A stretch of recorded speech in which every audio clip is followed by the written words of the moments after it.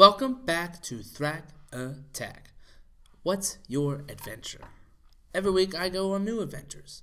Sometimes I review movies. Sometimes I review TV shows. Sometimes I review music. This week, a whole lot of music. First big 2019 music bump. And some of it's good, some of it's not so good. We'll get into those reviews soon, but right now, let's do some news.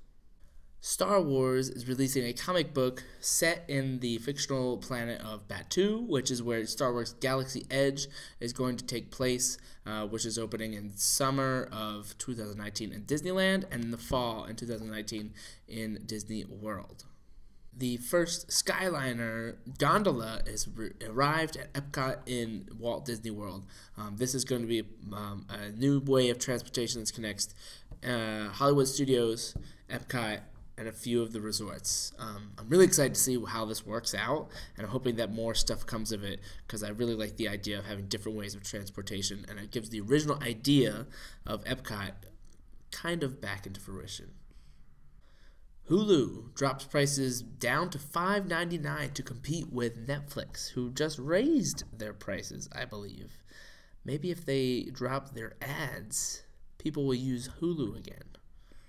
As soon as we're done Scrubs, I'm done with Hulu. Black Panther has received 6 nominations for the Oscars, including Best Pictures, and will be returning to theaters as a celebratory thing for Black History Month for a select few theaters and a select few times. Development for Metroid Prime 4 has been completely scrapped. Completely. Starting from scratch. It's been 2 years since they announced it, and all of that work is gone. They're going back to Retro Studios, and they're starting from scratch, and I think that sets a huge standard for video games, saying, we're not going to release this if it's not going to be good.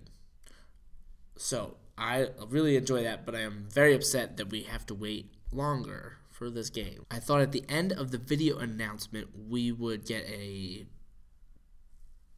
announcement for the trilogy, the original trilogy coming back as a remaster to tide us over for the Metroid Prime 4, because I've only played the first one. I haven't played the other two. So I would like to get the original trilogy to lead us into Metroid Prime 4. But we might not be getting that. Or just recently have a full Nintendo Direct, which we haven't had yet, even though there's supposed to be one this month. Anne Hathaway and Julie Andrews have confirmed that Princess Diaries 3 is happening. I could not be happier. I love those movies. Third Eye Blind and Jimmy Eat World are going on a tour together in the summer, and I'm hoping to see them in Phoenix on July 31st. Lawn tickets.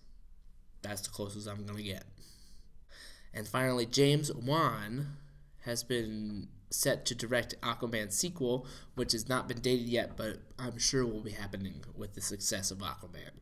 So, with all of that news out of the way, let's get into some reviews. Now, this was the first big music, I don't want to say music dump, because it wasn't all bad, but the music release of 2019. We've had a couple things beforehand, but nothing really major.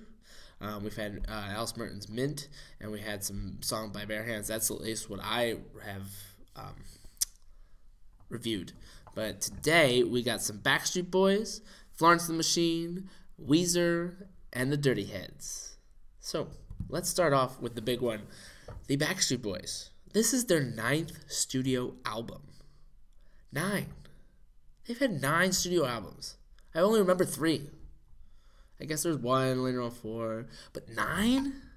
That's ridiculous. But DNA came out. It is their 9th studio album, and for a cheesy pop album, I don't hate it. I mean, pop's really easy to listen to. It's fun to listen to, and it's enjoyable.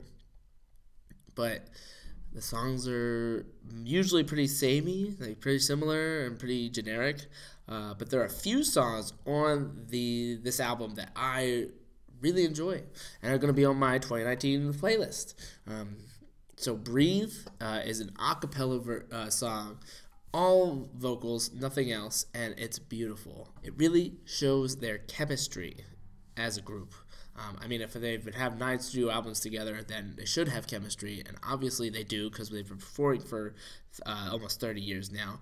But it's just great. I love hearing their songs, and there's some really good lyrics in that song, and some really good melodies and some vocal performances. So "Breathe" is a good one, and the other one that is really highlighted is "Passionate." It's just got a great groove. If they just released that song, it was just the groove, I'd be totally on board with it. The lyrics are fine. It's actually kind of makes it cheesier. If it was just the beat, I'd be like, I'm in. But the fact that it's the Backstreet Boys and they're talking about being passionate with somebody else, it's a little cheesy. But what do you expect from a Backstreet Boys album? I mean, it's 2019 and we're getting a new Backstreet Boys album. What do you expect from it? It's going to be a cheesy pop album. No Place and Chances are the singles other than Breathe, and those are super cheesy. Chances is like, what are the odds that I would meet you at this club? And what are the odds that we would meet and talk? Super cheesy. And No Places, no matter where in the world I am, there's nowhere when we're with you. The generic, I've traveled around the world pop song. So, is this album going on my ultimate shelf? No. Not even if it was a single 7-inch with 2 different sides with Breathe and Passionate. Probably would not make it. They're making my playlist, not making the ultimate shelf. And as an album, definitely not. Next up, Florence the Machine has released a new single called Moderation and a B-side for that single called Haunted House. Moderation is a fun romp of a song. Usually movies are romps, but I'm going to say this is a fun romp of a song. The beat is interesting. It's very syncopated, and it kind of turns you around on the style.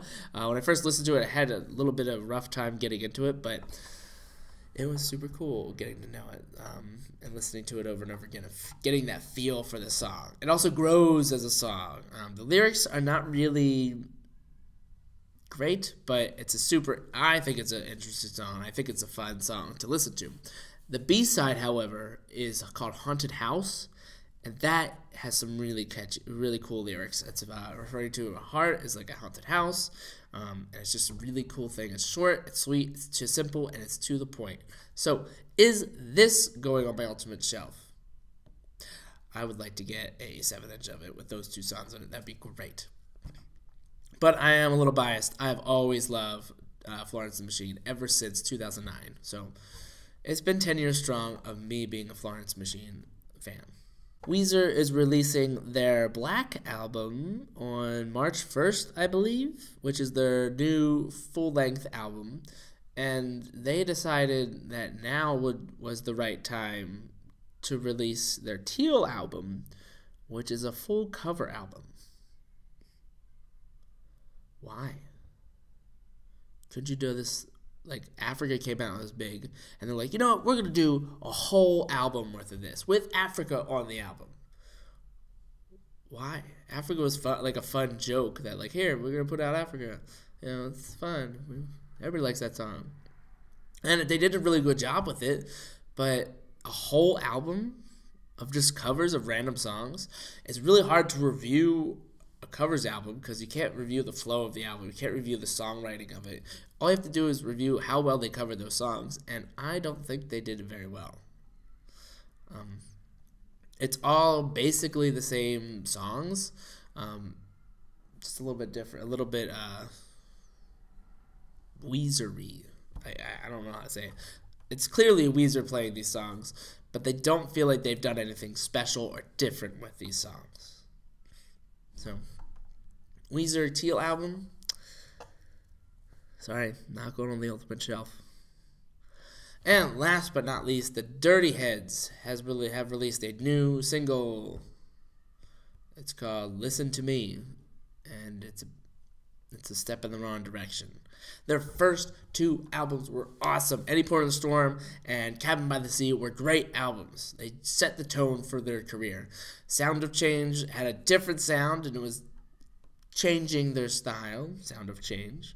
And I didn't really love it. There's a couple songs on it, like My Sweet Summer and The Sound of Change, but other than that, it just didn't really hit for me. Then their self-titled album, The Dirty Heads, had one good song on it, and the rest of it was kind of boring. Moon Tower was okay, but it just didn't do it for me. Then Swim Team came out, and it was so much better. It went back to the original style. And then Listen to Me came out, and it was boring. It's generic. It doesn't have any good lyrics. The beat is just like a generic like hip-hop beat, and it just feels forced. It feels like, oh, we gotta put out a song. Let's put out the song that didn't make it on the album. Let's put it out. And it's just not. It doesn't sound like they're having fun. And the point of Dirty Heads is to have fun when you're listening to music. So, is this song going on my ultimate shelf? No. So, to summarize, the Backstreet Boys, cheesy, fun pop album, not good. Florence the Machine, short, simple, to the point, great. Weezer, can't we just get to the real Weezer album and not do all these fan covers? Not very great. And Dirty Heads, don't just put out a song because you have to. Put out a good song. Or we'll just listen to Swim Team again. It's great. So those are my reviews for this week. Check us out. We're getting our name out there. Facebook page, Instagram, Twitter. There's a YouTube channel. And we just launched our podcast on Apple Podcasts, or Anchor is where we got started. So check out whatever. Try to check us out on any podcasting things that you guys listen to. Every week on Mondays, we have a blog post on Blogger, thragattacks.blogspot.com. On Tuesday, on the social medias, we do something called on Tuesdays, we do a Tune In Tuesdays where I just post pictures or stuff that I have been listening to. Wednesdays, we have the video, as you're watching right now, which will be on YouTube, and I post them on the social media so you guys can get to them. Thursdays, I do a Thumbstick Thursday, which takes me to video games and what video games I'm playing that week. And finally, Friday, we launch our podcast, which is talking about the reviews of this week. This is episode 5. Check out the other episodes previously. And we do a podcast to get you on your way on your adventures that you're going on this weekend. So please follow us on all the socials, and please thank you for watching. And keep watching, keep listening, keep reading, keep going on adventures.